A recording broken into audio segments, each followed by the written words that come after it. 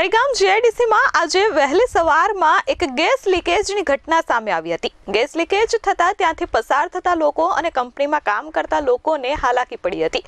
જોકે ફાયર વિભાગ અને અન્ય વિભાગોએ પરિસ્થિતિ પર કાબુ મેળવ્યો હતો। ઉમરગામ તાલુકાના સરીગામ જીઆઈડીસીમાં કાર્યરત સાઇનેક્સ મેડચેમ ફાર્મા નામની કેમિકલ કંપનીમાં આજે ગેસ લીકેજની ઘટના સામે આવી હતી। અચાનક થયેલા ગેસ લીકેજના કારણે કંપનીમાં કામ કરતા 3 થી વધુ લોકો ઈજાગ્રસ્ત થયા હતા, જેમને તાત્કાલિક ખાનગી હોસ્પિટલમાં સારવાર હેઠળ ખસેડવા પડ્યા હતા।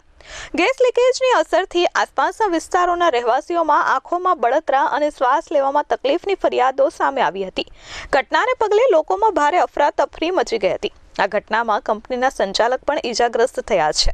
પરિસ્થિતિને ધ્યાનમાં રાખી પોલીસે આખા વિસ્તારને કોર્ડન ઓફ કરી રસ્તાઓ બંધ કર્યા હતા। ઘટનાની જાણ થતાં ફેક્ટરી ઇન્સ્પેક્ટર, ગુજરાત પ્રદૂષણ નિયંત્રણ બોર્ડ તેમજ ફાયર વિભાગની ટીમો ઘટના સ્થળે પહોંચી હતી। પ્રાથમિક માહિતી મુજબ કેમિકલ રિએક્શનના કારણે ગેસ લીકેજ થયો હોવાની આશંકા વ્યક્ત કરવામાં આવી રહી છે।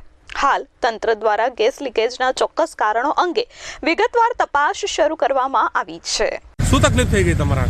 અચાનક આવ્યો, માલદારી કરવા ગયો હતો અને આવ્યો એટલે એમની કંપની છે અહીંયા નહેર પાસે।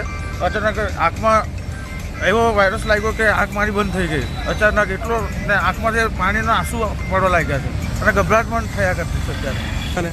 મારે આગળ 4-5 જણા હતા, એ લોકોને બી એવી તકલીફ છે અત્યારે, અને 2-4 લેડીઝ બી છે અહીંયા ઉભેલા જ છે बाजू में।